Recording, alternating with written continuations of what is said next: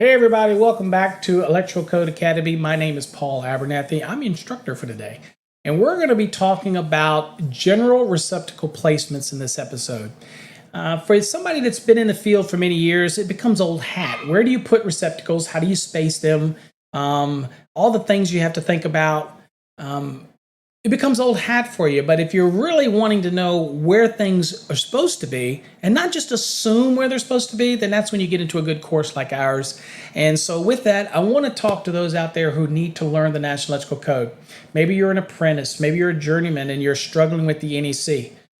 There is no better way to learn the National Electrical Code than in our programs. So do me a favor. If you just go to this website right here, fasttracksystem.com, go to any of our courses and watch our videos, watch our demos. But if you're trying to really learn the National Electrical Code for an exam, then you want to look at our Fast Tracks Black program. It's based on the National Electrical Code. It's acceptable in every state. We teach the NEC only, okay, for electrical exams, okay? We don't get into OSHA, we don't get into safety, we don't get into local rules. We purely teach the National Electrical Code, but we teach it at a very high level. And our course is very extensive, 19 units, well over 1,200 exam-style questions, competency reviews. You can join me on Wednesday nights, or you can even get the Fast Tracks Plus, which also gives you 12-month access to our exclusive video platform. This is something new. That is called FastTracksTube.com or Fast Tracks TV if you like. You can use that as well. And it has videos that teach the National Electrical Code, but it's not just videos from me. I am bringing in all kinds of instructors into this platform. Okay? Some very well-known instructors will also be featured on this platform because we want you to learn the NEC. It's not about just my content there. We want to help you learn the NEC, but we want to get rid of all the flutter from everywhere else and purely focus on the electrical industry. Basically, a YouTube for electricians only, and that's what it is, fasttrackstube.com. So check that out. It's an annual subscription. But if you sign up now, you can get $25 off that annual subscription by just simply using the coupon code 25OFF, all caps, 25OFF at checkout. You'll get $25 off your annual subscription. And you're going to get access to some amazing videos. You're going to get our grounding and bonding series that's in there. It's about 12 hours, I believe. We have a real extensive program on swimming pools, spas, and hot tubs. That is worth it alone. If you were to have bought that or attended that series, you would have paid way more than that. So you're getting access to all of that, plus so much more. And we're adding new videos every week. So it's really going to be an amazing platform. But if you're studying for the NEC, go to this website right here and look at our Fast Tracks Black. Now, if you're already licensed and you're already an electrician, journeyman, or even a master, maybe you want to deep dive. Well, we've got courses for you, and we're talking extensive. We have a Fast Tracks Red program for residential. We have a green program for commercial. We have a blue program for industrial. We even have something called Magenta, which is industrial electricity, and that is a very high level. Okay, that's almost like engineering level. You'll learn so much stuff in that. We also have a purple course, which is grounding and bonding. Some of the best grounding and bonding images and graphics and illustrations that you're going to see anywhere to hammer these things home. We've got electrical theory courses. So it's not just for exam prep, folks. We help electricians who are good become great electricians in our courses with amazing illustrations. And you always get access to what? Our Wednesday night sessions if you want to ask questions. I'm here to help you. Okay? And I'm very hands-on on everything. Anybody that's ever reached out to me know that I answer phones. I do review of the code questions. I do all competency reviews. I'm there to host Wednesday nights. I am very active with my students, and I have been doing that for over 32 years. If you want to know who I am and you want to trust a resource and you're saying, well, anybody can just go on YouTube or Facebook, grab your code book, go to the front of your code book, and look at code panel 5 and code panel 7. You're going to see my name there. And I'm not saying that to brag. What I'm saying is that you can trust the resource. There's a lot of educators out there.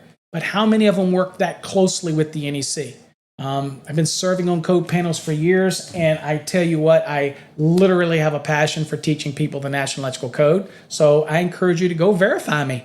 Okay, Google me if you want. I'm here to help you learn, and that's what our program is all about. So give it a shot. All right, so now today we're going to talk about general receptacle placements, and this might be multiple video series on this one, but this most certainly will be part one, and we'll see how much we can cover in this episode. So let's kind of go look at it. So here's what we got, folks. We're going to be talking receptacles today. We're going to be spending most of our time in Article 210, and we're going to be in Section 52. And that's generally talks about most of our placement type of requirements. So if you've got your code book, and I've obviously got link all geared up so we can go look at the code where we need to. We're going to follow the same principles that we always do. Anytime you see some chevrons, pause this video, go read the code section that it references, and then come back and hit play and keep on getting it. That way you can get the most out of these educational series. Right? So let's talk general receptacle placement. So we're talking about bedrooms, living rooms, where we put these receptacles. So wall space determines the minimum number of receptacles in a given dwelling. Okay, how much wall space you have, measuring it out, it's going to help define how many receptacles you actually have. Receptacle outlets shall be installed in kitchens, family rooms, dining rooms, living rooms, parlors, libraries, dens, sunrooms, bedrooms, recreation rooms, or similar rooms or areas in accordance with the provisions specified in 210.52a. Okay, so when I talk to people about receptacles, I always tell them the holy grail of receptacle placement is obviously in 210.52. Okay, that's where you're going to go anytime you have an exam question. It talks about how many feet from a doorway do I have to put a receptacle. And all of those type of things are going to reside in Section 52 of Article 210. So it's kind of one of your go-tos that you'll start to remember. You're giving me a question about receptacle placement. I'm going to go to 210.52, and then I'm going to bold scan through, and I'm going to find the answer. Okay. All right, so let's start looking at it. So here we've got a nice illustration of a room, and we're going to show how we would lay this room out. Now, this is laying it out to the maximum. Okay, obviously you could put more receptacles than you want, but we're putting in the specific number that would make us compliant to the NEC. You can always have more. Okay, you can always go above the NEC, but for exams, typically they want you to follow what the NEC says. In the real world, you're going to work with your customer and you're going to put additional receptacles where necessary, but you at least have to meet the minimums. All right, so let's talk about it right here. All right, A is pointing right here. A is pointing right here. A is pointing right here. Now, what is the commonality between all of these that it's calling out? They're all within 6 feet of a break in the wall line. Okay, so this receptacle is within 6 feet of this break in the doorway. This receptacle is within 6 feet of this break. It's within 6 feet of this break. And this one right here is within 6 feet of this break in the door.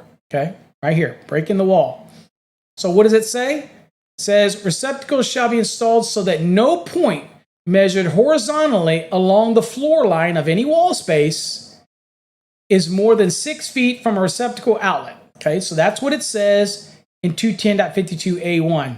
It's a great time to pause and read what that says in the code. And by the way, in our Fast Tracks program, we use these chevrons specifically for that. Anytime you see a chevron, we expect the student to stop. Obviously, read what's there, stop, and then go to the code and read what the code says. Why do we do that? Because that moves a student in and out of the reading material into the code book, and then they come back to the material. It makes them a little more comfortable with the material, but it also helps them learn where things are in the NEC, so that when they're in a stressful situation in an exam, they're getting familiar with going into that code book and finding these things out, and it just kind of helps raise that comfort level. Now, if you're in the field, you most certainly need to learn how to navigate the NEC. So anytime you see a code reference, getting into the NEC is going to be so beneficial for you. It's just going to make you better. Trust me, it's one of those things that after time, it just becomes habit forming, and you're going to just be able to whip in and out of that NEC. You're going to be able to look at a question dissect the key root of that question, and boom, you're off the town. Why? Repetition, doing things over and over again. There's a method to the madness, so you have to trust me on this, okay? All right, so here you see this receptacle obviously is within 6 feet. So if I were to put a lamp right here, I have to be within 6 feet of a receptacle, so it would be. Now, B, the maximum distance between receptacles is 12 feet. Now you're probably saying, okay, what do you mean? I thought it says at any point in a wall line, you can't be more than 6 feet from a receptacle outlet. Now I'll remind you that a receptacle outlet is the actual box in the wall. Okay, a receptacle is a device that goes in that receptacle outlet box. Okay, subtle, but it can be important as you move through the code, understanding that devices are the receptacle, devices are switches, outlets is the location where we're taking the power from the system.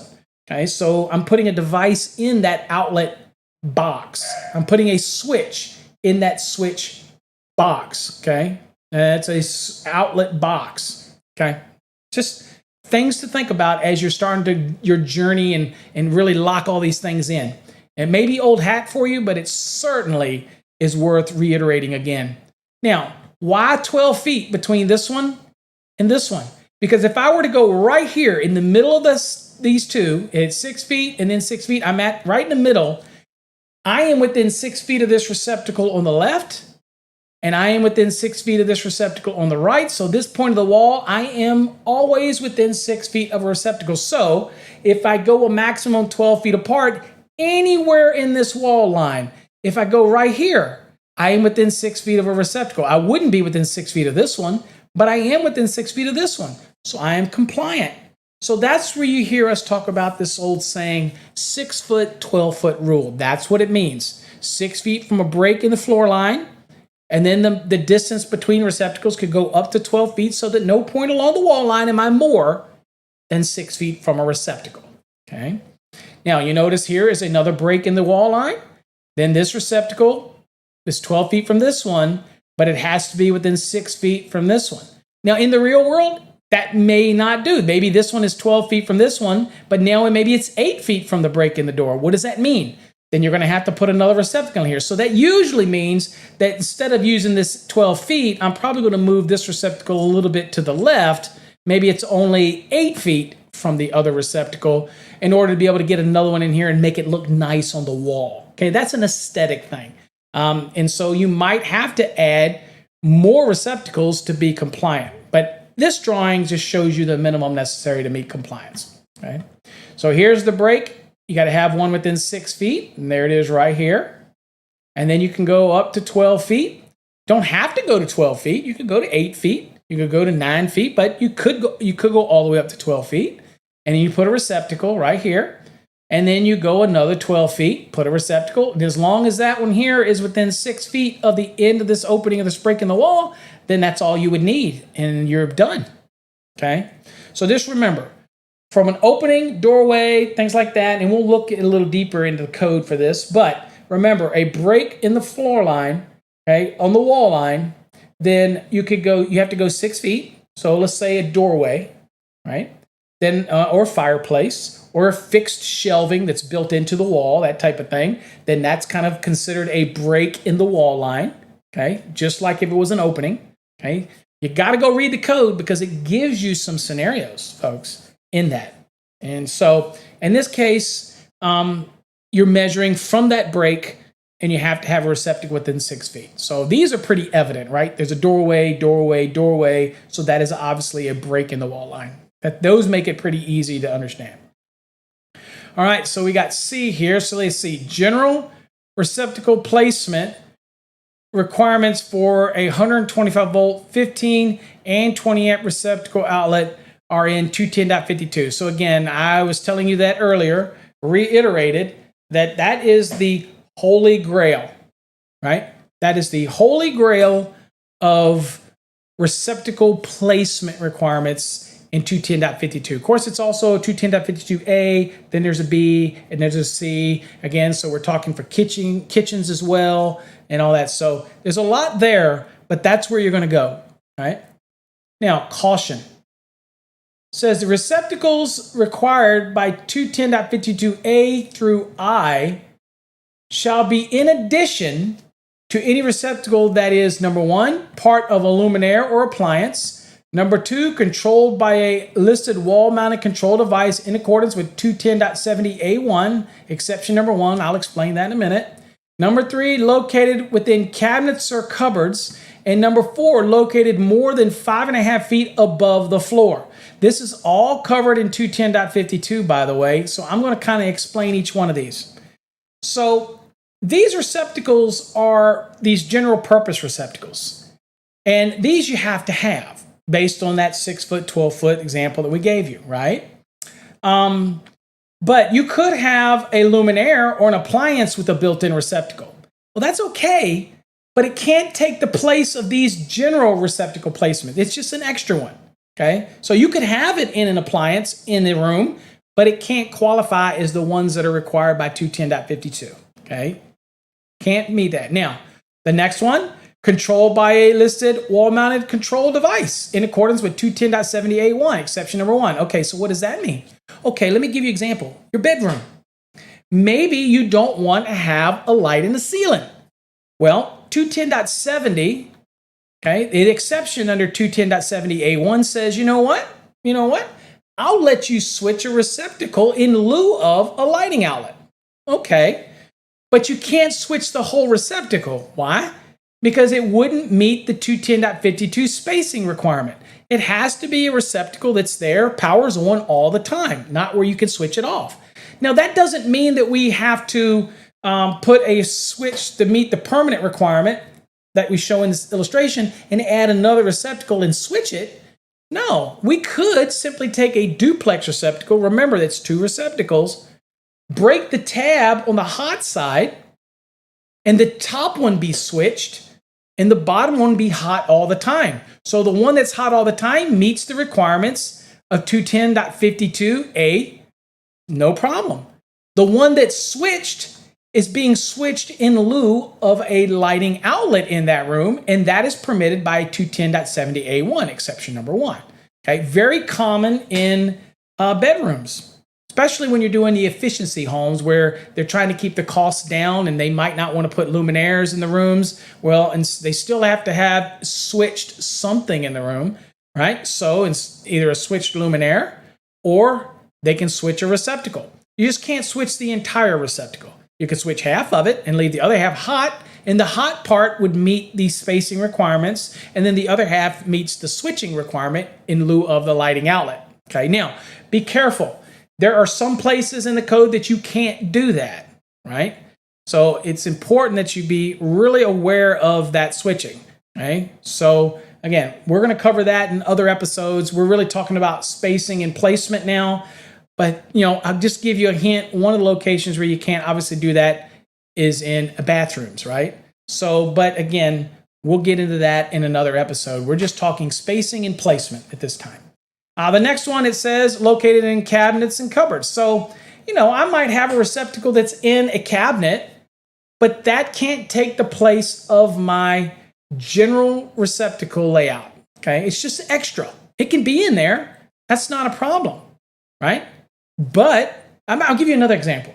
A receptacle in a kitchen that's serving the countertop, if I have a receptacle up in the cabinet for some reason, all right, that is not going to replace the ones that are still required for your spacing around the kitchen and the spacing on the countertop, which we haven't covered yet, which is called the 2 foot, 4 foot rule. But we haven't really gotten into that spacing yet. But the point is, I might have a receptacle in a cabinet, but that's not going to meet the spacing rules. So they can be there, but they're going to have one that's out on the wall available to meet the spacing rule in 210.52, okay? And then lastly, located more than 5.5 feet above the floor. So let me give you an example here. Say this is my bedroom, and I'm laying out my receptacles, a 6 foot, 12 foot rule, but I want a receptacle up high for a flat screen TV. Now, if that receptacle is, let's say it's this one right here, okay? So let's say it meets the spacing, and you put it up 4 feet, That's perfectly fine. Nothing says it has to be 16 inches off the floor, 18 inches off the floor. It could be 2 feet off the floor. Nothing says that it can be. But the moment that it goes higher than 5.5 feet, then I would have no receptacle in this wall space, and essentially I'd have nothing for this whole span. For 18 feet, I would have nothing as far as the codes determine, because I put that receptacle up higher than 5.5 feet. So I would have to add a receptacle down low. That doesn't mean that I can't have a receptacle above 5.5 feet. Sure, I can. But I still have to have a receptacle down below 5.5 feet to meet my placement requirements around the room. Makes sense?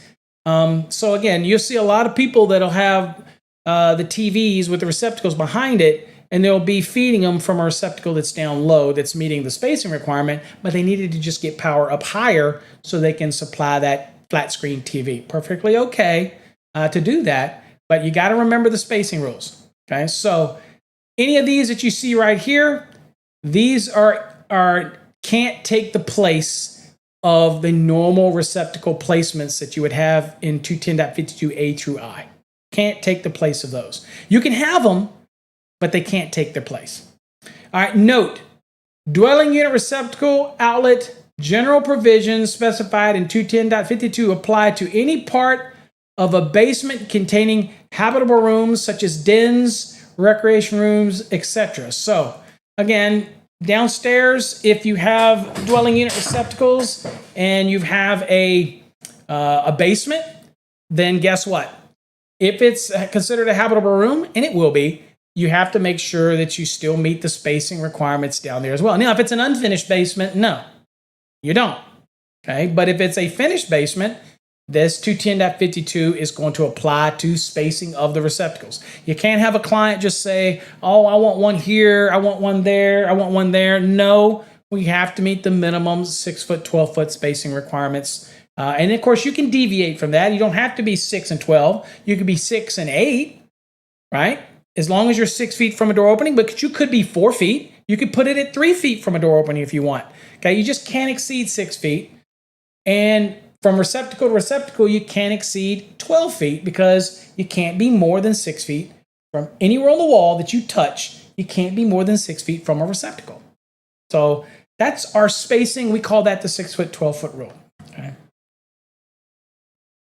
All right, let's talk about wall space, right? So when we're thinking of that wall space and we're thinking of the receptacles, sometimes you're going to have smaller wall spaces. Maybe a space between the door that enters into your bedroom and then you have a closet door and you have that wall space between it. Does a receptacle go there or not?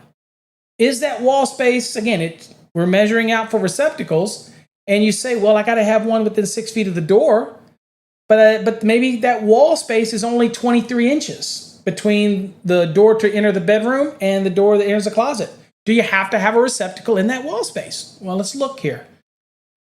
So here's what it says in the code, and you'd be looking at 210.52A21, and it says a receptacle is required for any wall space 2 feet or more in width, and it includes a space measured around corners, unbroken along the floor line by doorways or similar openings, fireplaces, or fixed cabinets, and you heard me talk about that earlier, that do not have countertops or similar work surfaces.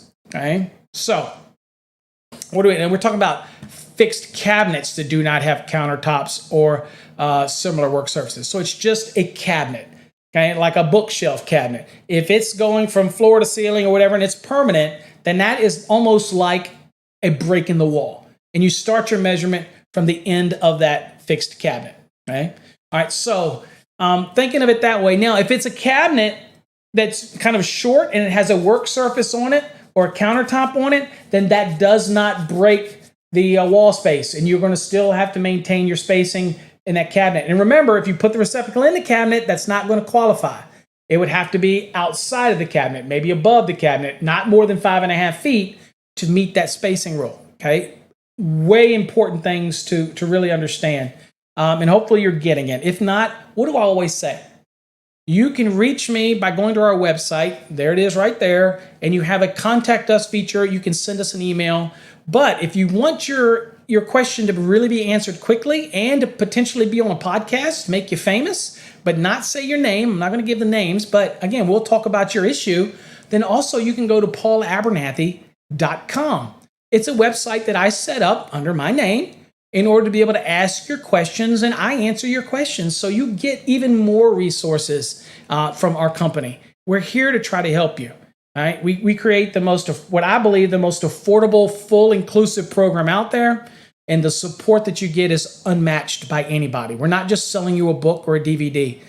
You can even speak to me and I will help you understand it the best that I can. And that's, I don't know, put a price on that. Okay. Somebody always there to answer those questions for you. That customer support that you really need. Okay. All right. So let's kind of look back at here. All right. So let's look at what we've got here. We've got this wall space right here. It measures 23 inches. So no receptacle will be required. And that's what it says here in 210.52A21. It's only for wall spaces that are 2 feet or more. So 23 inches is not 2 feet. No receptacle. So if this was between a closet and an entry into the bedroom, that piece of wall right, no receptacle would be required. You may put one, but it's not required. Now, that same wall space, if it was measured 24 inches or greater, then you're going to have a receptacle in there. Okay? So if this one's example is this one's 24 inches exactly between the door opening and the edge of a fireplace or an edge of a fixed cabinet, right, with no shelving on it, then guess what? Or the edge of a doorway. If that is 24 inches, then you're going to need a receptacle there. Okay? Another myth that people have, and I'll just go and throw it out there. This one shows the ground up. Can you have the ground up or the ground down? The code doesn't care. That's another myth that people seem to perpetuate out there. They say, oh, you got to have grounds up, grounds down. Well, this is what we do in our city, or this is what we do in our town or our state. Okay, that may be true. Maybe your state amended something or did something weird. But as far as the NEC code is concerned, we don't care if it's up, down, left, or right. Now, using logic, typically, if you're going to do it sideways, then you're going to do it with the neutral side up. Or if you're going to do it with the ground up, in commercial applications where they use metal cover plates, they tend to like the ground up. Why?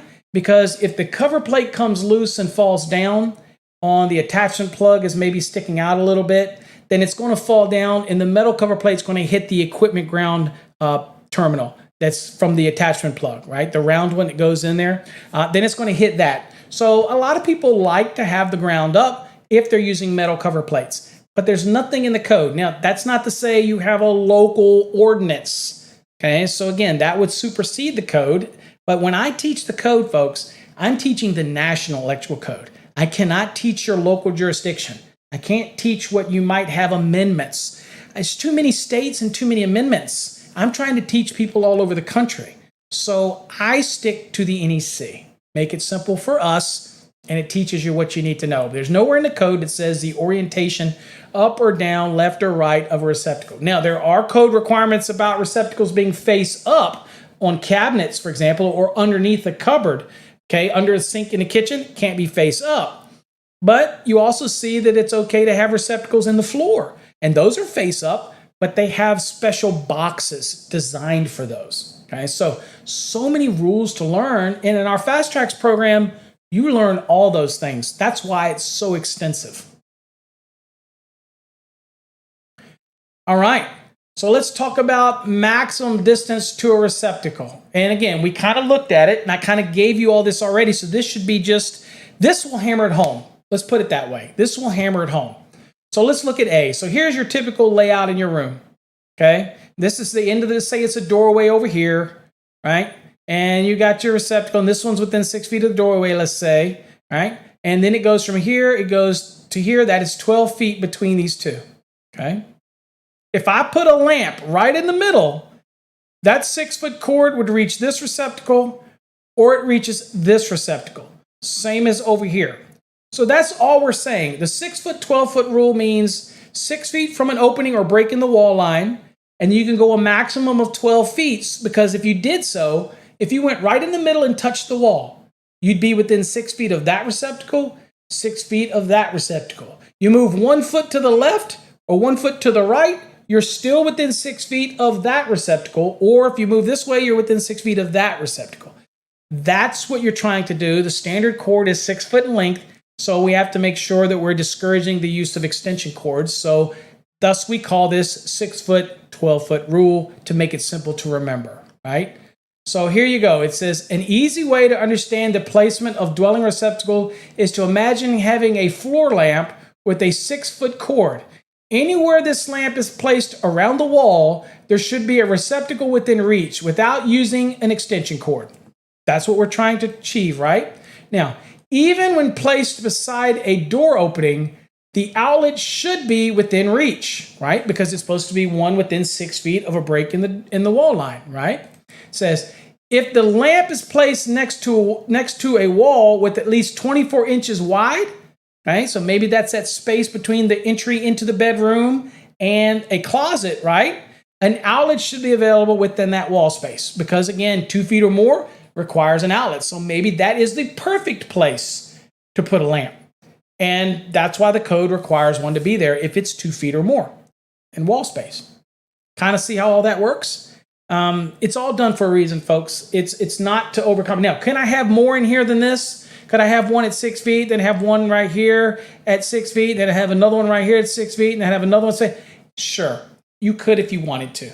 But that's not what you're going to be tested on an exam. We're going to want to know what the rules are, and it's assumed that you're going to be as efficient as possible. So the 6 foot, 12 foot rule will be the most efficient way to do the installation. But in the real world, you can put as many as you want. Okay, that's not a problem. There's nothing in the code that says the receptacle, other than to meet the spacing. You could add a bunch of extra ones if you want to. It's totally up to you. Okay. Now B, right here, is the maximum distance to any receptacle along the floor line of any wall space measured horizontally, and it shall be 6 feet. Okay. So again, oops, let me shut this right here. So again, wherever I put this lamp with this 6 foot cord, I'm going to be within reach of a receptacle. Now, when you're measuring the wall line, again, this is where people sometimes will think, well, when I'm measuring it, what about the room is not perfectly square? What if it hasn't? Then you're going to follow the contours of the actual room. Okay, so here you see right here, here's a receptacle, and then the maximum distance is 12. So 5 plus 4, 9, plus 3 is 12. But here you measure to the corner, then measure this wall space, and then from this corner you measure this one. So together, this is 12. But you measure what? You measure around the corners. Okay, so an electrician with a tape, typically I would measure from here to here, and then I'd go around and measure here to here, and then I would measure here to here, because that gives me fixed points to try to measure rather than try to drape out this tape. That type of thing, okay? But you measure around the walls, the contour of the walls. Fixed panels. So in that wall, when you're doing your measurement, some people say, well, Paul, how do I address, maybe there's a sliding door. Maybe this is a living room, and I'm doing my 6 foot, 12 foot measurements, or kind of, what about a fixed sliding door? Well, you've got two pieces to a sliding door. You got the sliding portion, and you got the fixed portion. I'm going to keep it simple for you. The fixed portion of a sliding door is considered wall space. You treat it like it's a wall. It might be glass, but for all intents and purposes, imaginary that it is just that gypsum board extends all the way out to the edge of the fixed portion, right? So in this case right here, if we're measuring, and you know the rule is we have to have a receptacle within 6 feet of the opening, well, you measure from the edge of the portion that doesn't slide, and you measure 6 feet, and there's that receptacle right there. Could it be at 5 feet? Yes. Could it be at 4 feet? Yes. But can't be more than 6 feet away. But this fixed portion counts as wall space. Okay. Now the sliding portion makes sense. Slides open. That's a break in the floor line along the wall space. So your measurement starts here at the edge, and then it has to be within 6 feet. From this side. This is your break in the wall, and this is your break in the floor line right here. And you measure 6 feet. And then from this one here, I could go what? I could go up to 12 feet. Okay. But that's how you treat the break in the floor line on a wall when we're talking about a sliding glass door. Okay. Now, where do you get all this? Again, what do I say to do in the program? Here are these chevrons. Go and read it, because that's what's going to give you basically the information that we tell you here. But if you're in the program and you spent good money for the program, or you're watching this video, you want to get the best out of it. Pause the video, look at that code reference, and go to your code book. Read it. Nothing should take the place of really reading the code. And even if we paraphrase it here, the concept is for you to read it, and it helps you comprehend it. Because you see what we said, then you go and read it, then you come back and you look at the illustration again, and it all starts to make sense. Folks, this isn't done by accident. This is done for a reason. Right? This is what makes our course so much different than everybody else's. I can tell you right now, you go online and you Google exam prep or electrical, and you're going to see books after books after books that claim to teach you to prepare for an electrical exam. The problem with those is that it usually is heavily just questions and answers. That's not going to build on your knowledge base. You need something that gives you the code, works you into the code book. It's worth your investment. And being an electrician is a career. This is your living. This is your job. This is why we teach it this way. I want you to be able to retain this stuff. That's why it's so important to me personally. Okay. So anyway, now let's look at C. It says the maximum distance to any receptacle along the floor line measured horizontally shall be 6 feet. Okay, that's in 210.52A1. And so as you see right here, 6 feet from the break in the wall line, right there, that floor line at the wall, 6 feet. Right here, other side of the break, okay, in that floor line, right here, measured 6 feet, receptacle. Now, could it be at 5, 4, 3, 2? Absolutely. But the maximum is 6 feet, okay? All right, let's talk a little bit about fixed room dividers, because that's going to come up as you start going through 210.52. And you're like, well, first of all, what's a fixed room divider? It could be a railing. It could be a cabinet or something that actually divides a room. It might be a freestanding bar countertop. Maybe in your kitchen, you actually have an island that's actually a counter that's separating the living room from the kitchen. Maybe that is the room divider. Okay, every layout's different. But you know, electricians have to take all these things in consideration, and an inspector has to work with you because they also have to look at these things and take it all into consideration. But we're going to give you one when it comes to rail. We're going to make it very simple. All right, so let's look at this right here. So here's a room. And it's kind of weird. I don't know why this would be here. Only time I typically see something like this is maybe there's some steps right here going down to a landing in a split level. And this is kind of overlooking that stairs that go down. That's where it was in my house years ago when I was back in Virginia. So at any rate, here's your railing. Okay.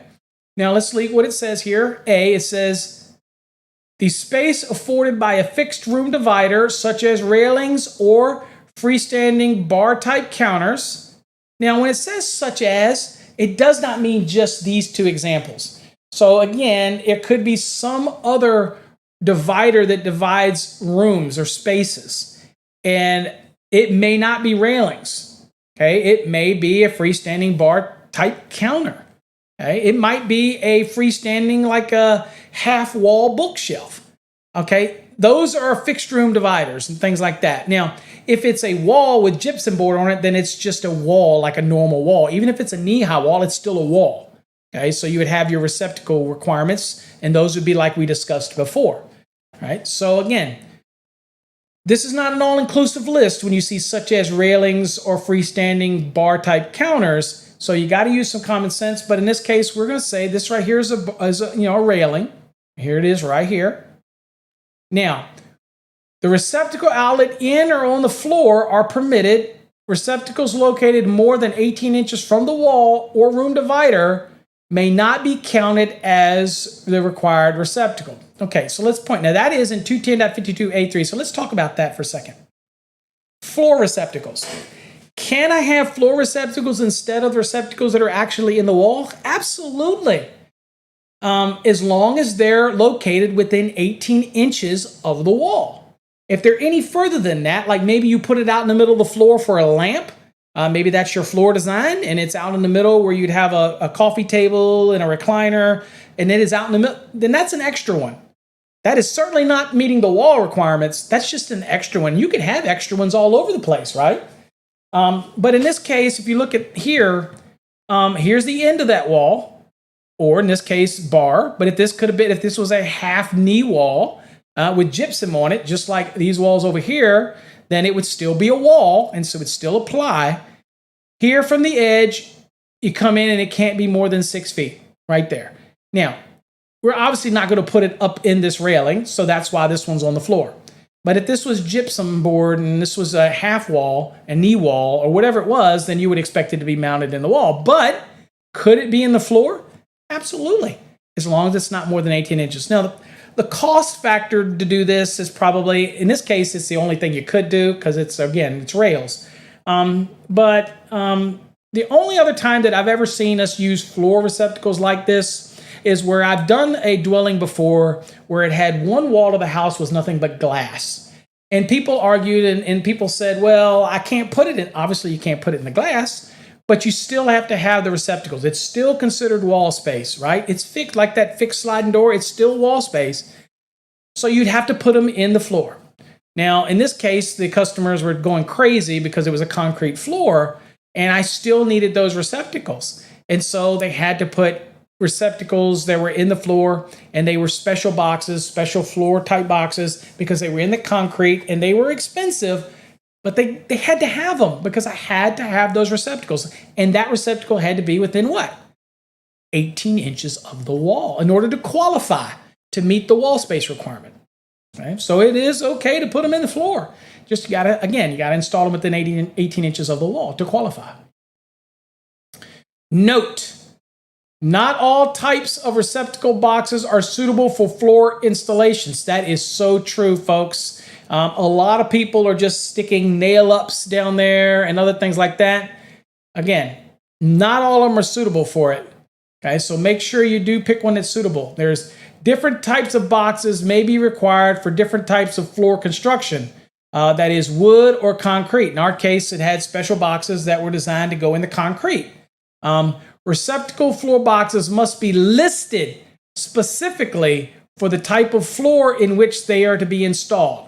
Where does it say that? Again, code references, folks. 314.27b. Take the time. This is important. Pause. Go look that up in the code. All right? I'm not going to do that for you this time because I want you to do it. Pause this video, go read it, and then come on back, and you'll see why this all makes sense. All right, let's talk about miscellaneous receptacles. So we already learned about the spacing. We've learned about how we do that. We haven't covered kitchens yet. That may or may not be in this episode, spacing. But again, if it's not, it's going to be in the next episode we do. So look for it. But this spacing is, we'll just call this miscellaneous receptacle spacing in addition to those that are required by 210.52. So here you go. And we saw them earlier. We touched on them a little bit, but here we're going to get a little more detail.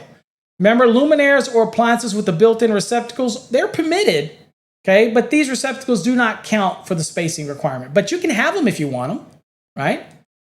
You might, have you ever seen in a hotel where they have the luminaire and it has a built-in receptacle? That's fine. Obviously, that doesn't have anything to do with the spacing requirements. It's an additional, for your convenience, another receptacle, but it's certainly not going to meet the spacing requirement. Now, let's look at A. All right, so where's this one at? All right, locate this one's at 6 feet right now. For some reason, they put this one up high. Maybe this is for a flat screen TV. Okay. Although receptacles located more than 5.5 feet above the floor are permitted, and you could do that. I mean, you could put that receptacle above your cabinet, let's say in the kitchen, to do like accent lighting. You can put a receptacle up high for something else, whatever you want. It still just can't meet the spacing requirement. It's an additional one. You put whatever you want, but you still got to maintain the spacing stuff, right? All right, so that's what that is. So this is 6.5 feet, so that's not going to qualify. So that's why you have this one down here. Okay. B, this one, notice this one's inside of a cabinet. And so if this was 6 foot, 12 foot spacing, and then it ended up being behind a cabinet, so then the carpenter comes in, or the cabinet folks come in and cut it in back here, and your inspector comes in and fails you, why? Because these inside of a cabinet or cupboard do not count the same as these ones out here that are for the spacing. Okay, you can have one in there, but it's additional, it's extra. Okay, it doesn't meet the spacing requirement. So that's what we're talking about with B. Although receptacle outlets within a cabinet or cupboards are permitted, they are not to count for the required receptacles in 210.52. They're just there. If you want to have extra ones, that's fine. Now, note, height requirements for wall receptacles are not defined. Okay, so nothing says that they have to be at 10 inches, 4 inches, 2 inches, 1 inch, 14 inches, 16 inches, 18 inches, whatever, 5.5 feet or less than 5.5 feet. Have them where you want. Okay. Personally, I always put mine at 16 inches to the top, but there's some people that put them at 18 inches to the top. The code doesn't care. That is going to be fair. Now, where may this make a difference? Well, if you're doing dwelling units, for example, in a multifamily building, then they may have an ADA requirement.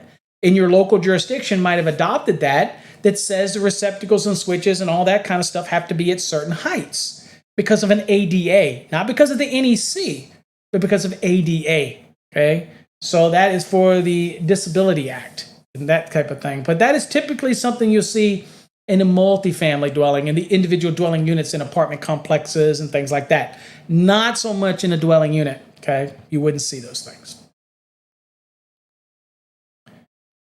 All right, what about balcony handrails? Okay, so this is an example just like the one before, so this is a no-brainer.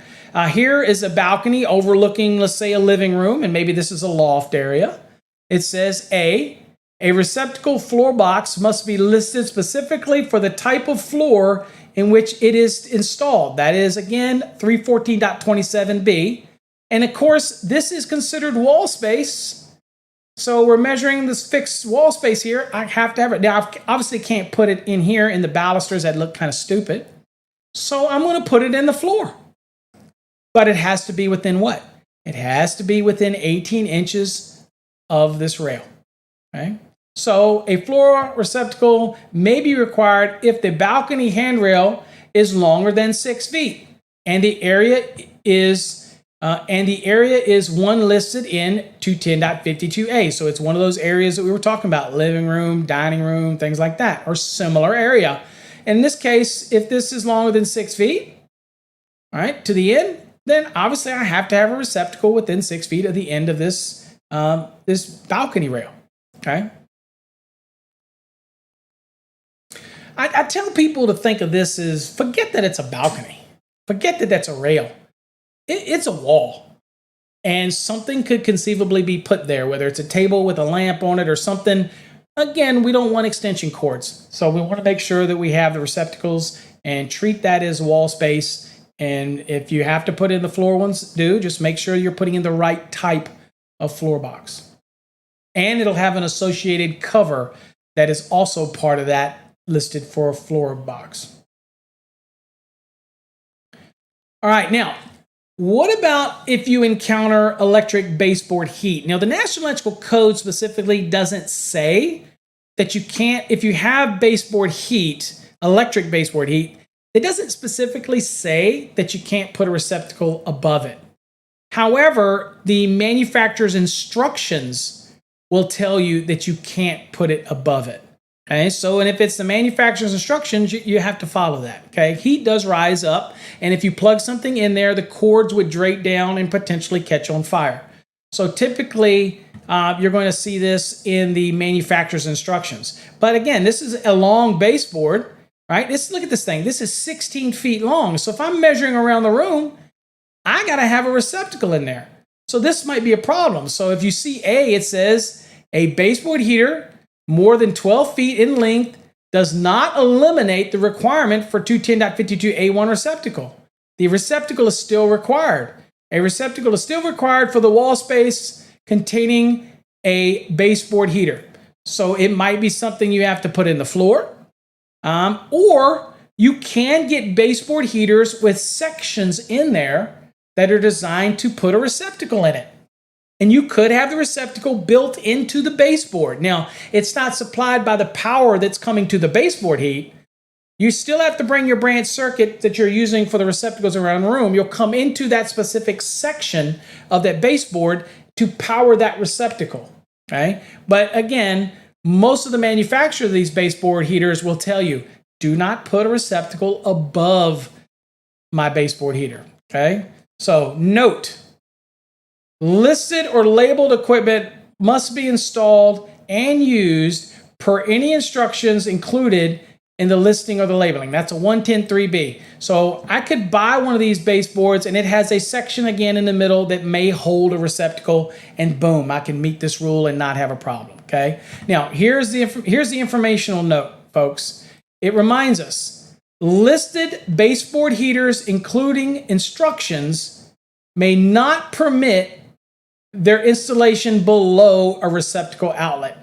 Okay, and where does it say that? Where does it remind you of that? So you have to go look at what the manufacturers say. That is an informational note under 210.52, and it's also again reiterated under 424.9 in an informational note to do that. If the manufacturer doesn't say that there's a problem with it, then you could do it. I would just use a little common sense. And since heat rises, I would probably put one out here on the floor within 18 inches of the wall. Or I would get a baseboard that has a receptacle that's integral, a component of that baseboard. And they do make those. Okay, so those are the things that I would do if I ran into that specific situation. Also remember, this typically applies to electric baseboards. You're typically not going to find these instructions for gas type of baseboards. So again, can they be above a gas baseboard heater? Yeah. Code doesn't say anything against it.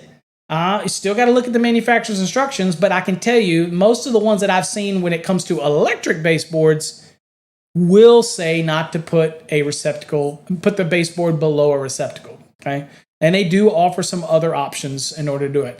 My point here is, just because it's inconvenient for you and they put that baseboard in there, you still have to follow the receptacle requirements for spacing.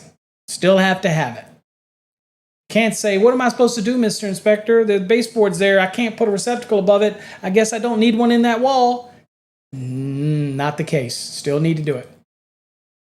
All right, and here you go. Here's a good example of one. So I'm glad this is here. I forgot that it was here, but I'm glad it's here. So receptacles mounted in a baseboard heater. They do make these. Okay, so it says permanently installed electric baseboard heaters equipped with factory installed outlets or outlets provided as a separate listed assembly. Means you can buy the baseboards and you can buy this piece that these baseboards connect to that holds a receptacle, right? By the manufacturer shall be permitted as the required outlets for the wall space utilized by such permanently installed baseboard. So that's perfectly fine. You're still meeting your spacing requirements, but this typically would come from a manufacturer, and you see right here. But this receptacle is not powered by the circuit for the baseboard.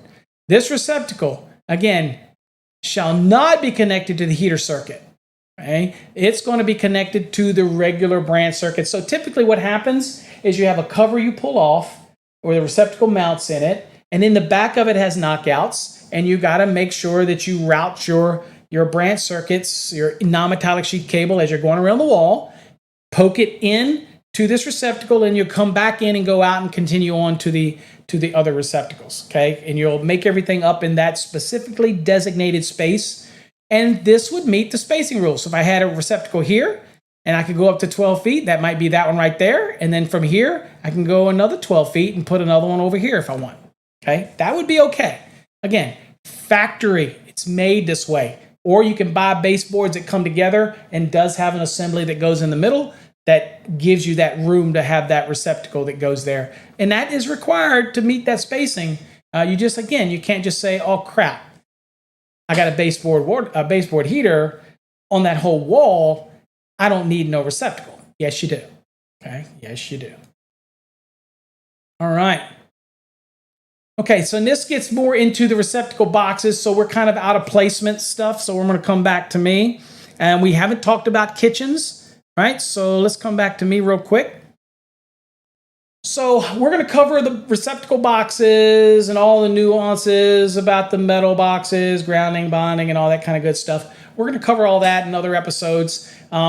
So hopefully you got something out of the placement. This is your general provisions. We're going to get into the placement for kitchen receptacles and all that type of stuff and spacing in another video, because again, I want to keep these videos about an hour or less, and to help you be able to absorb it and watch it in a full sitting.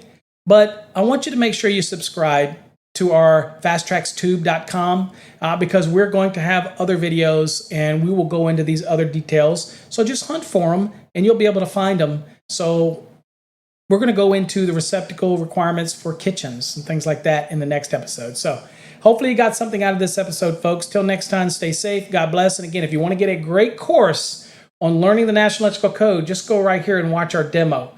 FastTrackSystem.com, click on the Fast Tracks Black course, watch the demo, and you'd be amazed how this program has flashcards built into it.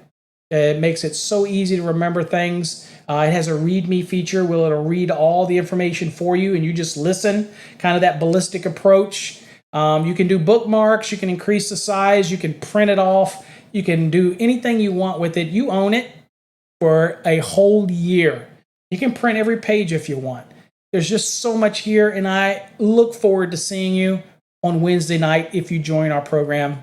I appreciate you all, and thank you for making Electrical Code Academy a success. I couldn't do this without you, so I do appreciate and every one of you. I will never take you for granted. I appreciate you. Till next time, folks, stay safe. God bless.